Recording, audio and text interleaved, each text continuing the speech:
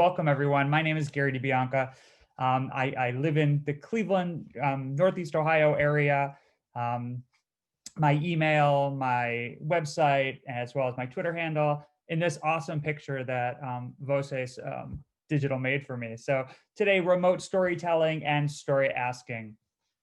So let's just get started, because if you've ever seen a presentation of mine, you know I could fill the whole hour with ideas, and that's usually my goal. All right. Well, you all know why you're here. But what I'm going to do today is I'm going to be working through Zoom and kind of show you some ideas. And it works exactly with Google Classroom in a lot of ways, is based on what I'm doing. And then how to implement the materials that have already been made with Nuestra Historia or Notre, histoire for us to make our lives easier during these hard times, right? Because they're hard times. So some general logistics. This is our agenda today about teaching remotely, some expectations. I'm going to share with you my virtual word walls, and this presentation is available at GaryDiBianca.com, and I'll remind you of that later throughout the presentation. We're going to talk about storytelling. We'll go into story asking. We'll talk about general ideas of using a story script. And then I have a section, when the ideas run dry, I try. These are some things I try. Oh yeah, my presentation is there, right? It's at GaryDiBianca.com/resources. Then I'll leave time for Q&A. So during these hard times, right, all of us, we're either virtual 100%, we're either in a hybrid mode where half of our students are in class and half of them are at home, or we're 100% at school. And I know a lot of people are in those situations also. So, stay positive, but accept the struggle, right? The struggle is real. And I'm not here to say, oh, just get over it, just be positive and everything's going to be okay. No, that's not true, right? This is some hard times that we're all facing. Be flexible and patient. Be flexible with yourself, be flexible with your students, and patient with them also. Especially, we are all on this learning curve of our technology, doing so much technology. And things are going to go wrong every single day with technology. And we just have to accept that, move on. Don't expect it to be 100% as the same of when your kids were in class in the past. It's just not going to be the same. And realize that we're going to try to make it as similar as possible. And I'm going to show you the strategies I'm using today. And it's similar in a lot of ways. One positive, right? So I am 100% virtual. And with my 100% virtual, what have I noticed? Well, discipline is no longer an issue, right? I mean, discipline and how my students are behaving and in our Zoom rooms really has been wonderful. So you always look for some positives, right? Plan and scaffold. I know a lot of teachers that are comprehensible input teachers, seasoned veteran teachers that maybe didn't plan as much in the past, and they have to plan more now. I'm a planner as a teacher. I always plan. I like planning. So for me, my workload is about the same as when I'm planning for a regular class. But I know that that's not everyone's case. I'm going to show you scaffolding strategies, because scaffolding for me is how my students are being successful. And that expects students to participate. I am not that teacher that I have tried. Let me say this. I have tried every participation idea out there, and they never stick for me in the classroom. I don't know what it is. My philosophy is they all should all participate all the time when they're ready. So I do force them to participate in class more. But this year in the remote setting via Zoom, I am requiring that they participate. And I'll tell you more on that later. Okay. Oh, I guess I'm telling you about that right now, my participation policy. So here is my general setup. And I'm using this, and I teach Spanish 1, 2, and 4 in a high school. So my typical 60-minute class looks like this. a warm up, like questions and attendance before COVID. All right, so like a PC before, or no, BC, before COVID. I didn't really do warm up questions, but now I am. And they either have to write something down, translate something, send me a chat. I use the chat often, or do something on Pear Deck. I don't have time to talk all about Pear Deck today, but I do use Pear Deck, and I've been incorporating that. And there's so many great tutorials to teach you how to do that, even the free version. All right, and that gives me time. So many students are late to class all of the time, and then to take attendance and to send attendance and just get myself set up, get my screen set up and everything. Talk about the day, date, wins and losses, the week's expression, feeling check-ins. I've always done this in class, and I do it now virtually. I'll show you right now how I do that.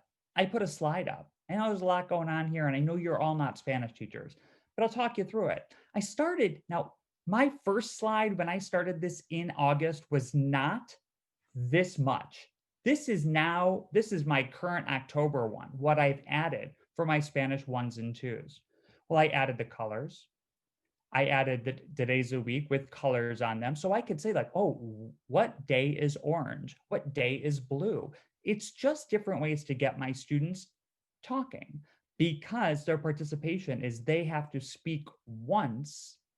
And I'll go through that. They have to speak once during our Zoom call to get the full points for their participation. I talk about the day, the date, okay, what yesterday's date was. I've incorporated seasons, sports. I do who won yesterday and who lost yesterday, community or professional. I have the expression of the week. Last week's was in my suitcase, I put, okay. And then I ask them about the time, and then their sentiment, their feelings. So that's my talk about the day calendar. And honestly, this takes like 15 to 20 minutes, just these two aspects. But let's go over here for my participation. Show up in class like you're all doing right now. You've all earned a 6 out of 10, a D. You speak once, you get a 7. You complete the song or game activity, you get another point, and then you complete the activity and exit slip, you get 2 points. Now, I'm saying I'm doing that now.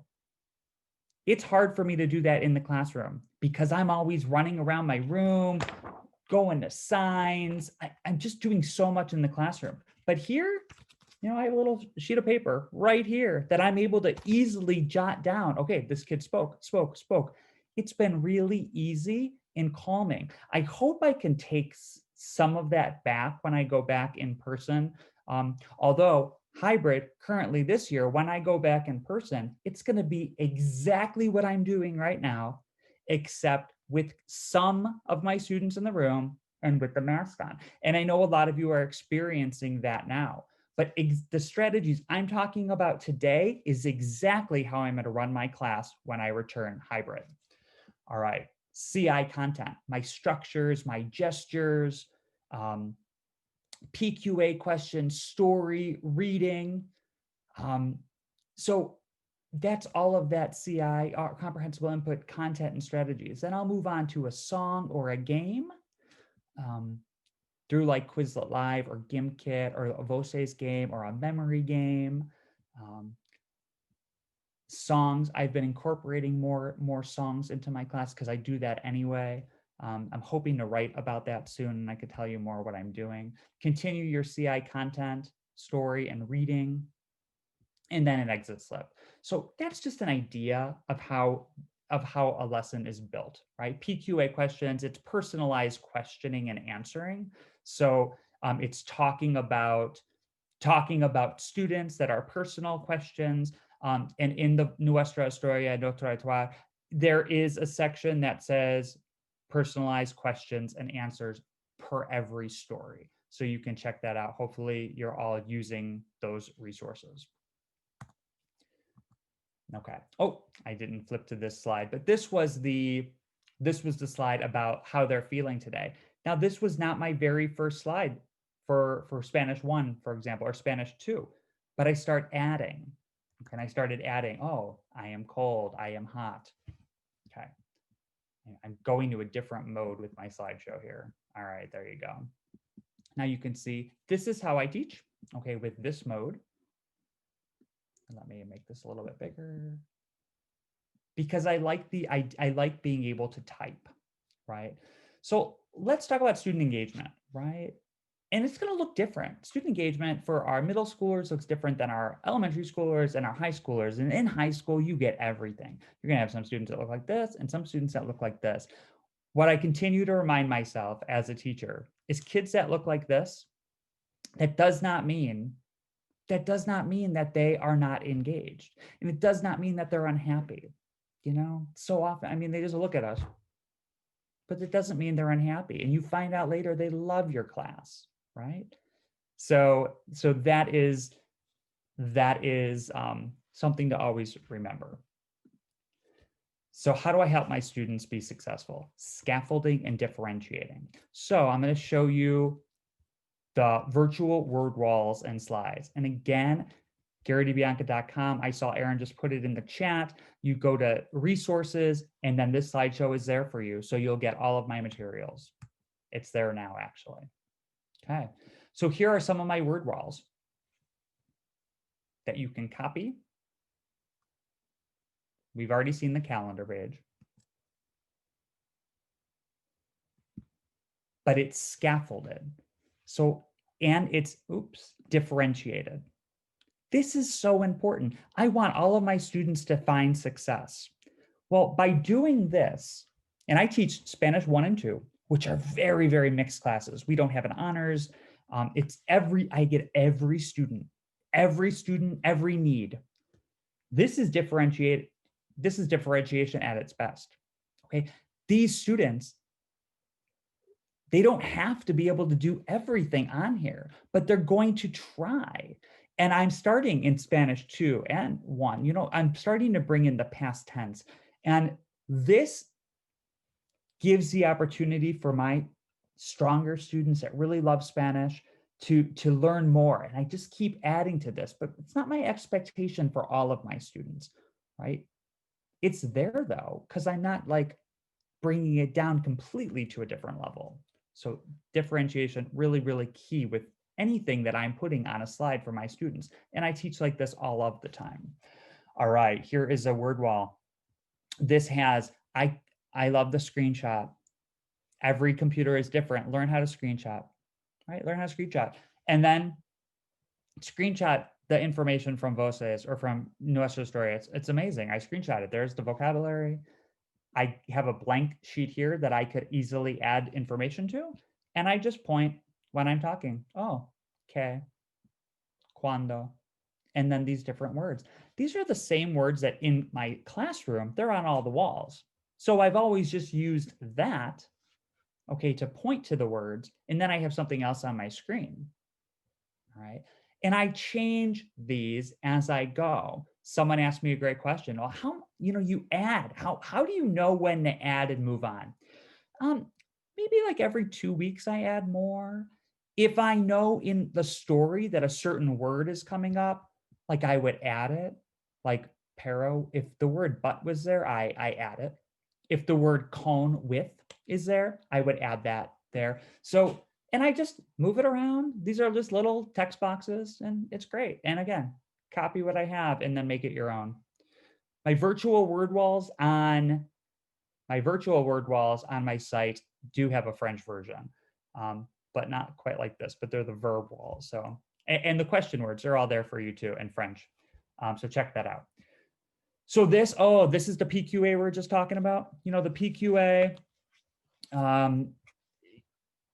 I cut and pasted this. It's a screenshot from Nuestra Historia. Awesome, right? So that's all I do.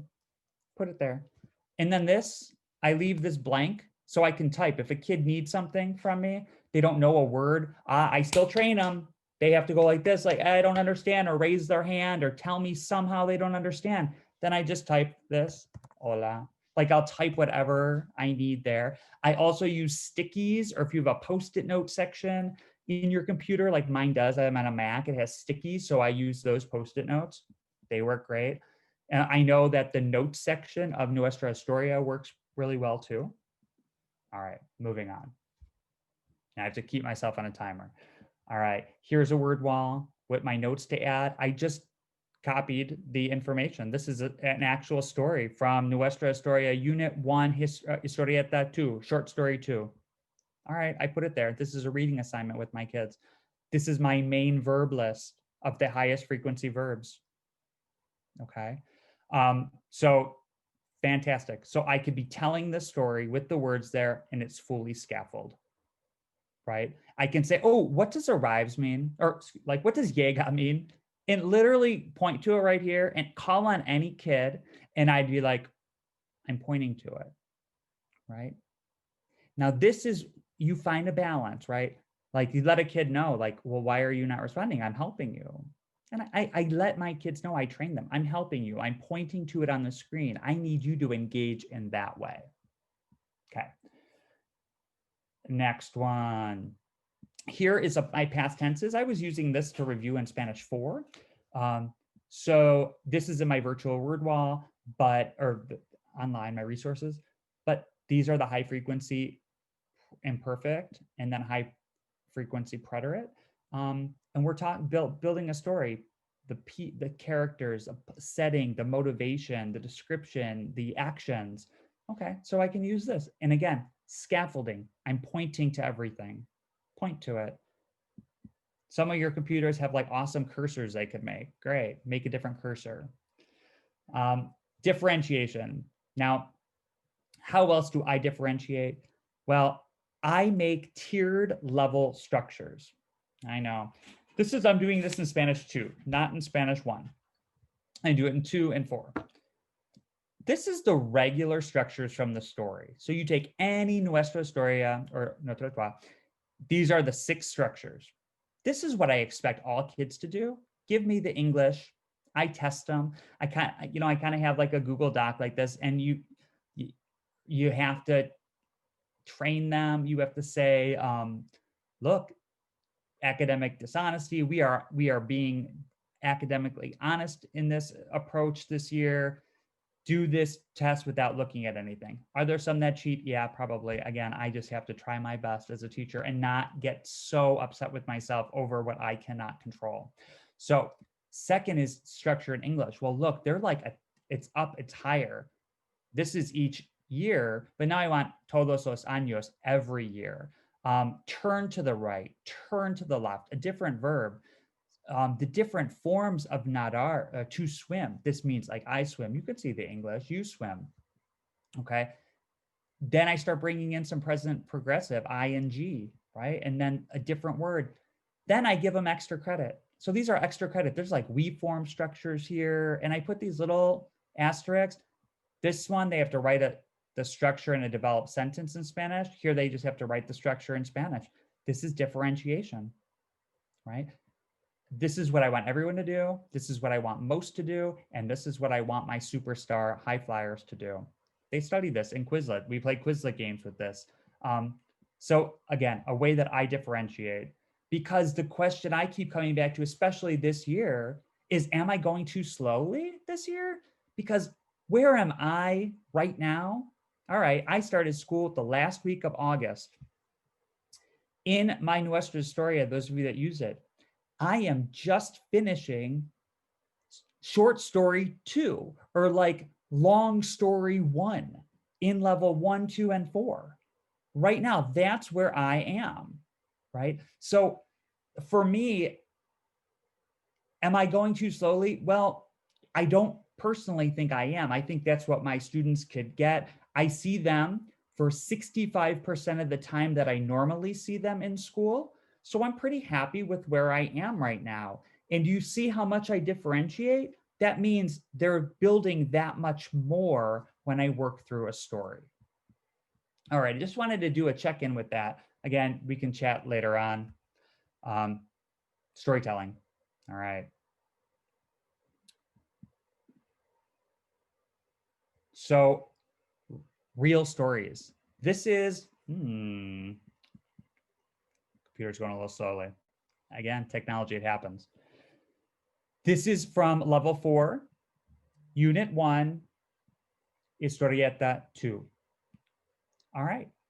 Literally, friends, I just will put up the picture and I could just read it with them. Storytelling means I am directing the conversation. I am telling a story, like if I were reading a book to a child or to anyone. So I still incorporate circling questions. Okay. I still incorporate yes questions, either or questions, no questions, question word questions. Okay.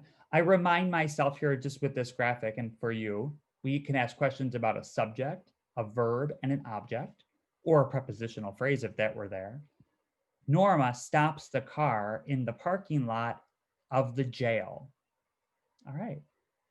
So I'm going to say, all right, well, Norma. So I'm going to ask the question, does Norma or Graciela stop the car? Norma. Norma stops the car. Because I'm going to still ask questions. That's how I can make my comprehensible input much more and comprehensible, keeping it comprehensible. All right. And maybe I would have a word wall all on this too, just like I showed you before. Okay. All right.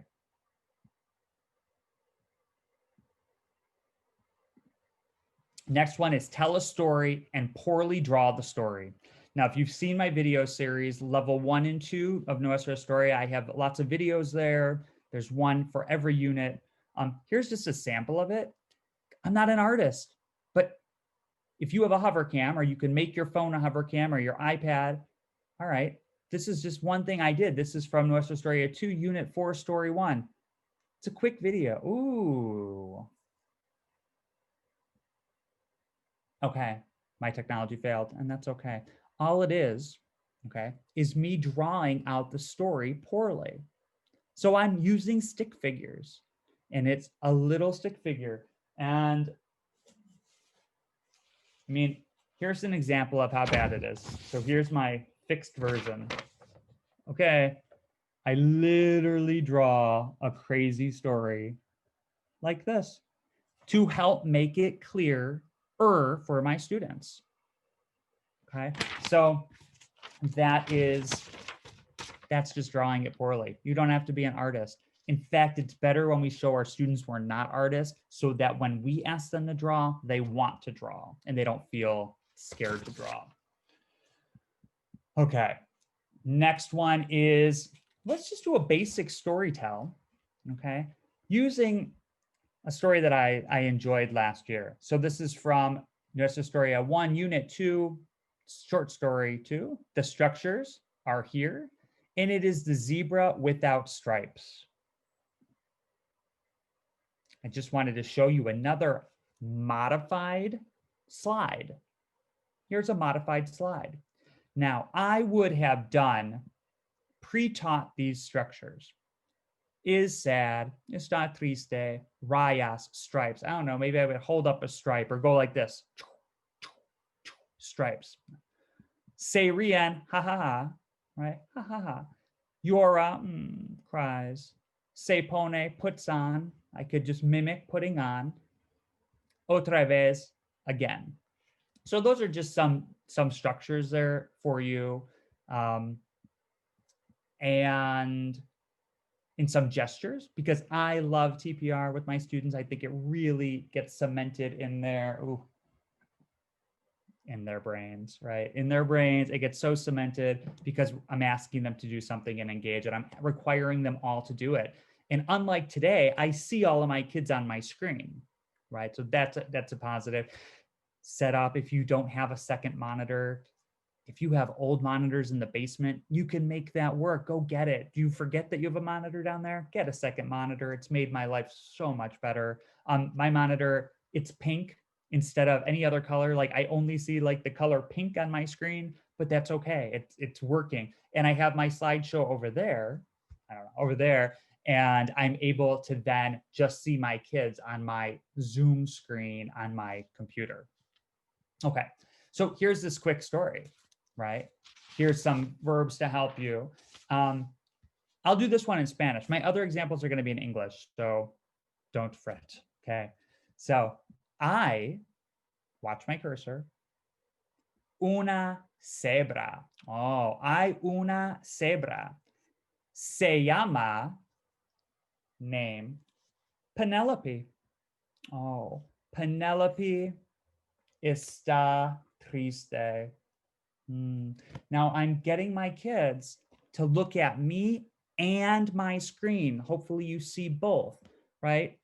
Está triste, está triste. Y porque, oh, see, it's not on this word wall. And again, sometimes that happens, but my word wall that I normally use, it would be there. Porque, because, oh, and if we get in that situation, tell them in English. It's okay. Just tell them one word, English. Oh, and go on. Okay. Porque, because no tiene rayas. No tiene rayas. Oh, pobrecita. Las otras cebras se ríen, ha, ha, ha, de Penelope. Penelope llora. Penelope llora. Oh, llora. Penelope llora. La mamá de Penelope le da, gives, oh, her, no, le da un suéter de rayas. Un suéter de rayas. Now I can ask, all right, students, KS, what is un suéter? Tell me in the chat. Tell me in the chat. Un suéter. Now, this is not a private message chat, right? And then I could do a comprehension check, right? I could do a comprehension check. Someone's going to write un suéter. They're going to write the word sweater. Great. I move on. Comprehension checks. Always important to do them, even on Zoom. Okay.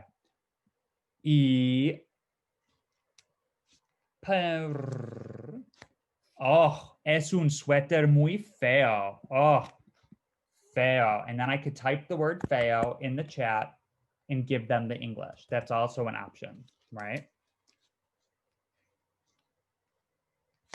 Pero, but Penelope pone el suéter y Penelope está feliz. Oh, está feliz. Oh, Penelope está feliz. Pero, but las otras cebras dicen, aquí, dicen, oh, qué feo es ese suéter, qué feo es ese suéter.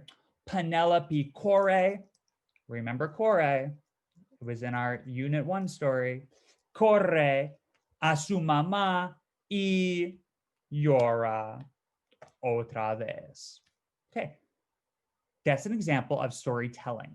Now, I also could have asked some questions there. I didn't do very many of them. Ask questions to extend your story, right? All right, but I got to go on because I'm on a timer. All right, have your students star in these stories. All right, so let's do some Zoom stars. Tell the story and have the students be the stars. So you could have a kid acting all of that out, a kid being Penelope. You could send them a quick message, a private message, say, hey, go get a sweater. You need a sweater. Do you have a striped sweater? All right, have students use SnapCam. They could do SnapCam, okay? Depends on your devices, but SnapCam, they could put a filter on. You can do virtual filters on Zoom. You can do SnapCam yourself where it just changes my face. Change your background to the setting of the story, use a green screen. My good friend just sent me a green screen. So I think when I need some more novelty, after like we're just finished Q1, we're on semesters, but I teach a whole year, all of my students, and that was one of my questions. And so I will see them for the whole year. When things start getting like boring and I need more, that's when I give them more. I don't give all my tricks in the first quarter because I don't need to yet. I still have these kids hooked. Then you slowly add these other ideas like the green screen. All right. Story asking with the story script. Nuestra Historia, Notre gives you story scripts for every for every story. So let's take advantage of it. All right. Target structures. I am working from Nuestra Historia 2, Unit 1, Historieta 3. It's the one I'm going to do this week. All right. Each year, these are my structures. Swims on the beach, to the right, to the left, and the same people. I'm going to do this example in English. Remember, 3 steps, simple steps of a comprehensible input lesson. Now, these are my 3 steps. Many people use these 3 steps. 1, you establish meaning by doing like gestures, just giving them the English, or using visuals. If I had a cow, like I can just use this visual. Okay, and I have so many things around, and I brought a lot of my stuffed animals home, but of course not all of them. Next, deliver comprehensible input in the context. Use the structures and language in context. I've already said this. It's the PQA. It's the storytelling, story asking, narrating something, questions.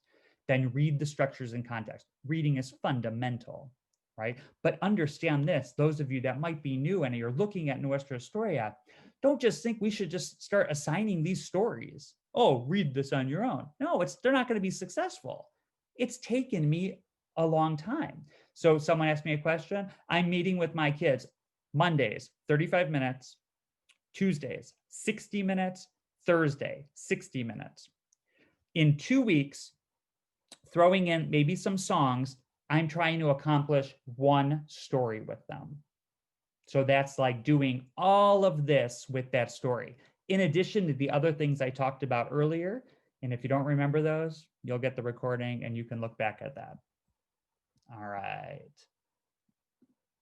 Here is the story. Look, this is the story script that you get. Okay, voces, I'm just going to do a quick look, right? You go to unit, whatever. You go to, I told you which one I was doing. This one, you go to story script. They're here. Here's the story script done for you. Read through this. I cut and pasted this. Yeah, okay. That was just to show you, but hey, it made life easier for me. And any way I can make easier life by cutting and pasting, it's fantastic. I'm going to go through this in English. This is how I can do the story asking, not the same as in class, right? Where they're like, oh, and wait, let me be clear. They're all not like wanting to give you every answer. You got to train them. You got to make them want to do it. My sophomores, and sometimes they just sit there like, yeah. Okay, right. They're teenagers. But let's give them some good examples so that we train them how to do it, right? When we train them how to do it. So I am working through this slide. This is the story script that was here. And now I've just broken it up and I'm going to do it in English. This is story asking. All right. There is a very big and strong, what? Now I'm doing this in English, right? You do this in your target language. All right. Well, let's do a vote, guys. Let's do a vote. Oh, do I have one person? Write it in the chat for me. I need one person, or yeah, we could do the hand raise. Tell me a 4th thing. We're going to work with a shark, a octopus, and a fish. All right. Michelle, I don't know. Michelle, if you can talk, great. Michelle, if you can't talk, just put the other idea in the chat for me. What is my D going to be? Let's see if that works. Awesome. Thanks, Michelle. A tiger. So what I want to do now, Aaron, we're going to try to do this. We're going to try to launch a poll. Let's see how this works. You're going to choose on the poll A, B, C, or D. And that D is a tiger, thanks to Michelle's idea. All right, let's see what we get. We're going to try to launch a poll. You have to do it, Gary. Awesome. I'm going to launch a poll. Poll launch. All right, I just launched that poll. Now, if you can't see that poll, move your screen. Sometimes it goes behind your Zoom link. Oh, awesome. Let's keep voting. Now, I usually just do this in the chat. I can handle a class of 15 to 24 kids in a chat. This one was going to be a little bit more overwhelming. This is a poll, is a Zoom feature, yes. It takes some prep, like Aaron had to make this before coming to class, but starting to get smart. I'm just doing A, B, C, or D, and I could just keep using the same poll over and over because my slide, oh, maybe you can't see that now, I'm sorry. But on my slide, shark, octopus, fish, and tiger. All right, ooh, I have a tie. Could someone else vote? Someone else vote, please, please, please. Because there's a tie. Oh, good, I got the tie broken. There was a tie between a shark and an octopus, and now the octopus has won with 43%. We are going, there was a big and strong octopus. Excellent. The Zoom poll, it's at the bottom, but you have to be the host. So you couldn't see it necessarily when you're just on Zoom like right now. Okay, fantastic. So the octopus, that's my new information from my class, has 382 big and dangerous teeth. And, oh, now let me end my poll. Ooh. And we'll do this one differently. All right, now this is gonna be a nightmare for me, but I'm gonna try. Put in the chat for me. Does he have dangerous teeth and legs, fangs, or nails? All right, go ahead, what do you got? Vote for me. Ooh, ABC. Ooh, yeah, I'm getting a lot of good. Awesome. Now, this is easier to handle with my group of kids. I do raise your hand also because most of them have their cameras on. Be flexible with that. Some don't want it. Talk to them about that. It's a requirement in my school and they still don't have it. All right. Do I put the English up? That was a question. Absolutely. If it's not something we know, right? If they don't know it, this is the way that they learn, right? This is how they learn, by seeing the English. All right. I'm not counting it up, but I'm going to say it looked like nails were winning. So, and dangerous teeth and nails. Ooh, octopus with those legs with big old fingernails. Gross. This is story asking because I am not telling the story. You can do that. Don't think it's wrong. If you are doing really well with storytelling, storytell until you can forever. I love storytelling way more than story asking. And then when you need to do story asking to like get your kids more engaged, there you go. You sure can do it. You always can do an image, right? Instead of the English. All right. But the octopus is not bad. And he likes to swim at the beach with, ooh, play a con, blank. He arrives to the same beach each year because he likes to swim and play. Oh, that's a mistake. With the same blank each year. Well, every year at this beach, what is there? Let's do this. Oops, relaunch the poll. Fantastic. All right, here it is, friends. Does he go swimming with the same people, whales, or witches? And if I had a little bit more time, I'd get more information from you. Awesome, awesome. Oh, this is looking good.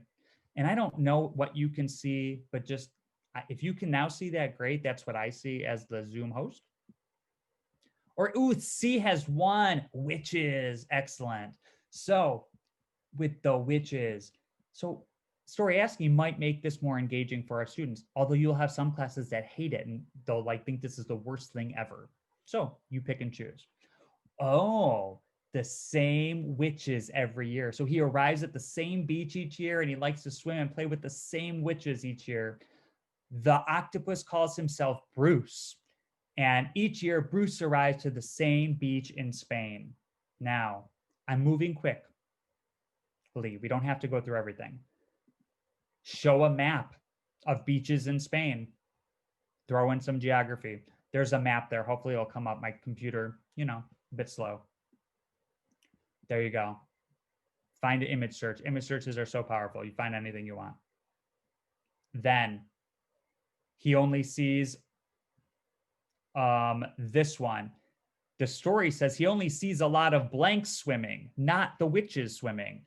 So here you go. I've made a spinner. Here's the YouTube video. Again, ask Google and YouTube anything and you'll find an answer, pretty much. Here you go. I'm like, well, how to add a spinner to a slide? Guess what? Someone told me. So I click that you add the spinner. Ooh, so instead of getting it from my students, let's just get it from a spinner. I made this spinner. Maybe I can reuse the spinner all the time. Here we go. Click. There were what was swimming? What were swimming? Los Simpsons, the family Simpsons. Okay, so the Simpsons. Fantastic. So now he saw many Simpson families, actually the same families all of the time, swimming, like 10 of them, just multiple copies, right, at the beach. All right, so it's called wheelofnames.com. It's where I made this. And so you can, again, just get that on my, so you can get it there, but that's where I found that wheel of names. Fantastic. All right. Use any online randomizer or popsicle sticks. Wheelofnames.com, Flippity, Quizlet. You create a multiple choice test. Like if I want to use the same language, create that multiple choice test, and I cut it out, scan it. I'm sorry. Let me rephrase that. Screenshot that, put it right in my slideshow. There's 4 options there. Really random things are this bestrandoms.com. I'll show you this website in a little bit. All right, moving on. My story still continues. Still could be story asking, right? Now there was another beach. I'm sorry, I know you all want to learn the story more, but not enough time. So next one was about feelings. How is that person feeling? All right, well, to get that in, Bruce is blank. Well, now let's just go back to that same slide that I've been using with Spanish 2. He is what? All right, everyone pick one. Then you pick one kid, like to tell me that. To be honest, when I think of story asking in my classroom, I believe that all of these options are making story asking much more engaging with everyone than when I go back in my classroom. So I have to really, like, I've learned a lot during this time, a lot, and this is one of them. I think to continue to do things, maybe I'll have them on their phones having to respond and do the ABCs. You know, I think there's a lot of positive things here. All right. The other thing you can use to generate stories with your students in story asking is developing characters. So using character development for creativity, novelty, for getting things that are new, and positive representation, so important. So think about our identities and all of these different aspects of our identities. Okay. And build characters around those. Right? Now, of course, be careful. You might have some triggers in the class. If you know that you have like a foster student in class, maybe sometimes it's a good thing, and other times it's a bad thing that you actually bring that up and make that relationship. So you just start to figure that out. But include sexual identity or orientation, gender identity, gender nonconforming people in your work, people of color, different religions and races. Always think about that. That also will help your students' creativity. Okay. Next one is just to use a general story script. So maybe when you become strong at story asking and storytelling, some of this stuff just becomes normal. And when I say strong, I try not to, like, to get where I am, I've been doing this for 13 years now. So you get better. And at the beginning of the school year, I'm always like rough, you know, and I got to learn and grow into it again. But a simple story script to use: name the place and the characters, name a character's goal, motivation, need, want, or problem. Most stories include that. Actions that help to prevent it from happening or help to achieve the goal. Maybe another character you include. Describe the character's reaction and end the story. Okay, what can you do to help you out with this? Well, you know, maybe you're not using structures like we do with Nuestra Historia, right? Like these are the target structures. Maybe you're just using high frequency language, and that's okay. I'm not here to tell you one way or the other. Incorporate dialogue, incorporate culture as much as you can. So I just wanted to show you In this slide, it's there to help you, right? Use it. Remember to ask questions when you're doing this, always. It's not that you have to. Why do I do it? Because I could produce this much language with the story, and I could produce this much more language with questions. Then I am speaking to my students and helping them acquire language. That's what this is all about, acquisition of language. Describe their emotions, describe their thoughts, incorporate dialogue, just some ideas. And again, you'll have this little script that you can use for anything.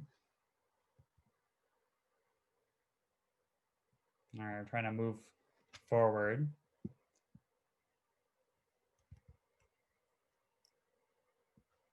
Okay, I'm going to do a trick.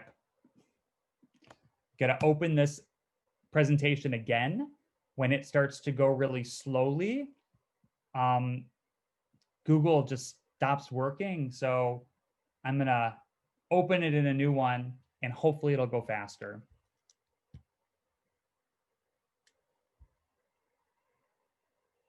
All of these things that just kind of learn on the daily here. And it might not solve the problem. It doesn't look like it's solving the problem. All right, well, when the ideas run dry, here are some things that you can do. And we'll still have time for questions. All right, be theatrical.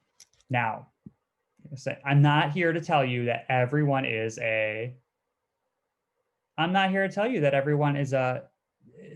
drama and is a theater person. What I mean with be theatrical is this. All right, I just switched it. Hopefully it'll go faster. Costumes. Oh my goodness, you could wear costumes. We're at home. Do you know how much I have here to be creative with? That's amazing. So costume it up. Have your students come in costume one day and then incorporate them into the story. Objects around the house, anything. You can bring anything into your story.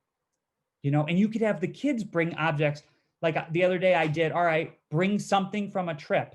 And then they all showed me something from a trip and I incorporated that.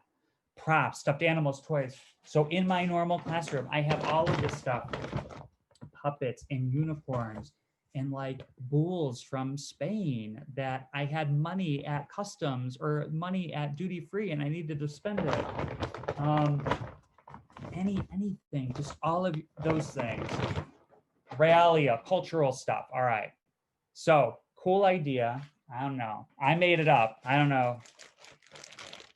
I started making these big Ziploc bags of cultural realia from one country because I just have things everywhere in boxes.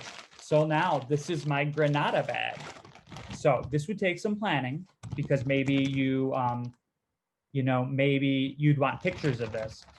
Incorporate all of these things, kids, into a story. This Granada Alhambra book, this fan, these castanets.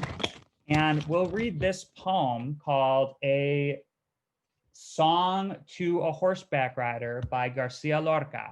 And I want to incorporate that all into a story. Use that as a source of inspiration. Okay. Next. Oh my goodness. So at home, I buy things from all over the world. So my most prized possessions are here. Be careful when you touch them. But let's incorporate this alebrije and this alebrije into a story, guys. And let's talk about where I bought these, right?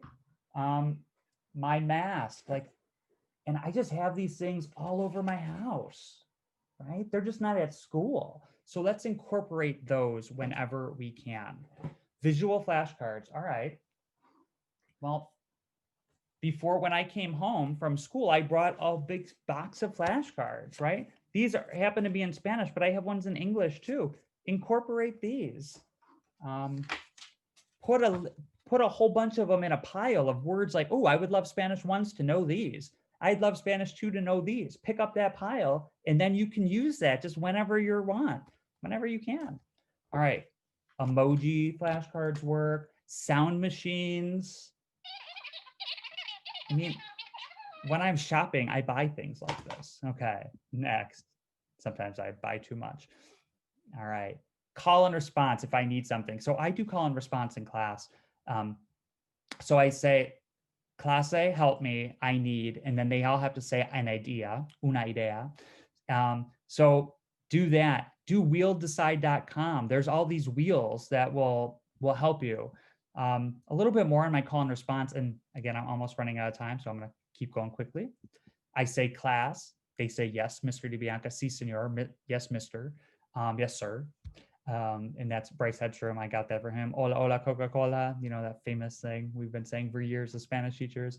Let's go on a trip, viaje. So they are responding. So in class, when I practice this, I put the slide up and I say, 5 of you, blah, blah, blah, tell the kids, unmute yourselves. You're the ones doing it right now. So on Zoom. So then I say, hola, hola, Coca-Cola, right? And then those kids are responding. And I try to do it daily with them to get this into their minds. The random French, okay, and Spanish words. I told you that there was this best randoms list. All right, well, you go, there's random Spanish words in French, German, everything.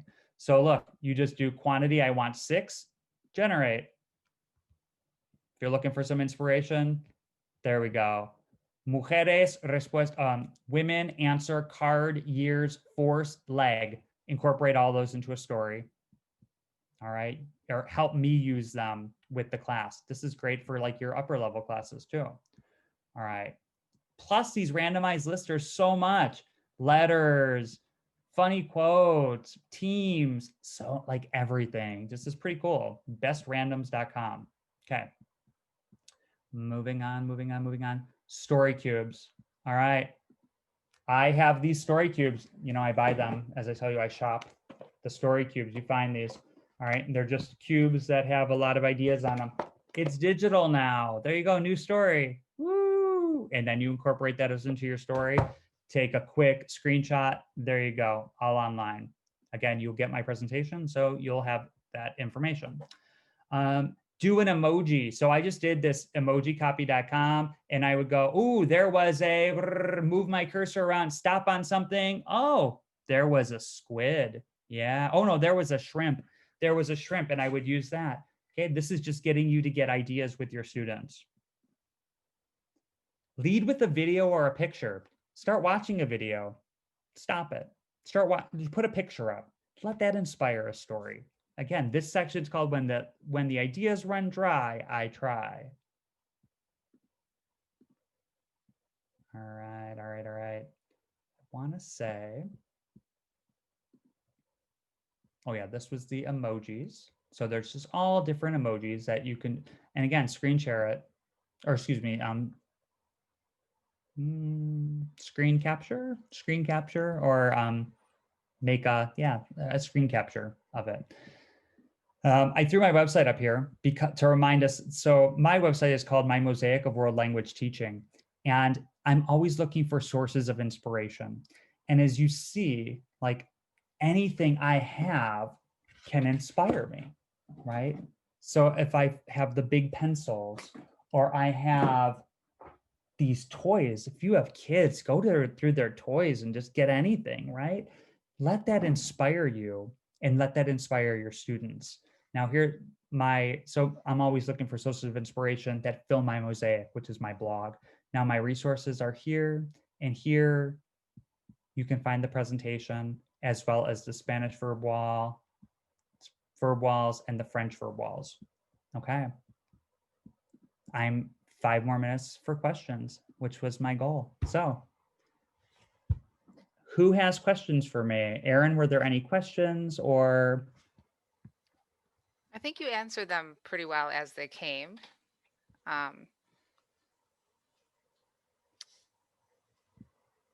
Great. So other people, do you raise your hand maybe and do it, or just please write in the chat, and I'd be happy to answer any questions of yours. Well, I'll stop if anyone puts a question there, but I do want to say sorry, because I gave you an introduction, but I was on mute the whole time on my headphones. So it was a wonderful introduction, but no one heard it. But I just wanted to, thank you and do kind of like at the end introduction, and just mention to everyone that, you've worked quite a bit with Voces at this point, helping us with the AP title as well as the tutorials and demonstration videos that you did for Nuestra Historia 1 and 2. And I mentioned this in the chat, but if anyone needs access to those titles and therefore like those videos, please email me and I can get you set up with a month-long access. And I'm going to work out a way to get those videos to anyone, even if you don't have those titles, because there's some wonderful ideas and just so many great ideas today too. So thank you very much, Gary. Excellent. So thank you. I'll answer some of these stories, or the questions, I mean. So one of them said, what's the difference between storytelling and asking?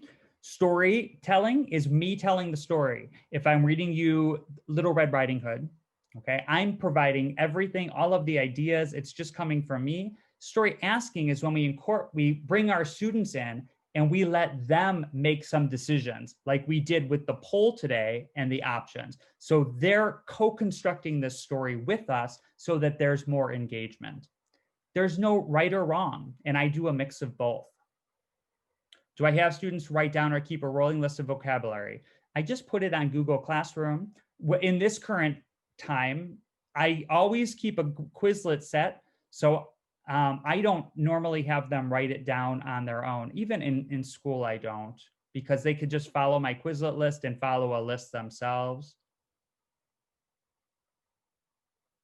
Yeah, they see me going through my PowerPoint. So I'm always screen sharing on Zoom. They see my whole screen share as well as they see my face. I don't know if that's a premium, but I can even do that with Google Meets. I don't know if it's premium. Yeah, my upper levels. So I do it in my upper levels, but I also build themes in my upper levels. So we're doing some stories and a lot more in my upper levels. But I still find that they really do like when I can incorporate stories as much as possible. And I don't ever forget with my upper levels that they need constant review and refreshing also.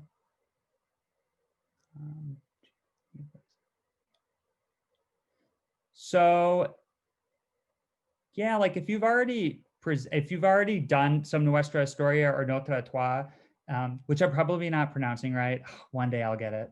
But if you did it in the dry manner, I take some of these ideas, use that as their homework and try to teach as much as you can, because it's all about the presentation. Like what I just went through, that's the magic of class, not the magic of the Voces program. Sorry, Aaron, but that's the help there.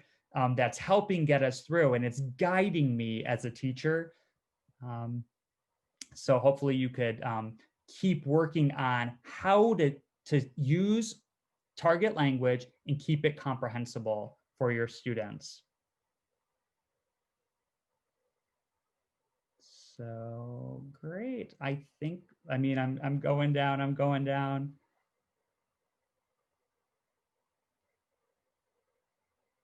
So far, sometimes I do paired act and sometimes not. Why do I like the paired act? Because I see what every child has written to me and it's in order, in alphabetical order, where when I do it in the chat, then I have to go through and make sure every kid did it. So the paired act has just made it super easy, and it's really easy to use with Google Slides. The boy needs a pencil. Yeah, I did. I do the one pencil. Someone asked me about 7th grade, chapter 1. I have colored pencils that we talk about every color. I have big pencils and tiny pencils. So that's just how I start with that pencil story, and it works really well because it teaches them needs, has, runs, like high frequency language. Yeah, you could do anything with informational text. It's a whole nother workshop on how to scaffold that, but you absolutely can do anything. And I use that same 3-step process that I talked about earlier. Currently, I don't teach any native or heritage speakers. My language, everything would have to change for that. And if they were in my community, they're not going to be the majority. So I would have to work and figure out how to help them adapt by giving them extra or doing other assignments. But if I were doing it in the majority, my assessment, everything would look different as an instructor. Okay. Wow. 5:01. I've answered all the questions. Thank you, everyone. All the best. I hope, take what you can. Don't implement it all. You don't have to implement it all. And best of luck throughout the rest of this school year, and keep supporting all those that are doing professional development, because I know most of us are out there doing lots of professional development. It's a great time to sit back and learn, but don't get too stressed out about it and think that you have to be super, super extra in doing this, because I know you're doing enough for your students. Just always continue to learn and implement as you can. So thank you so much. Have a great one. Bye-bye.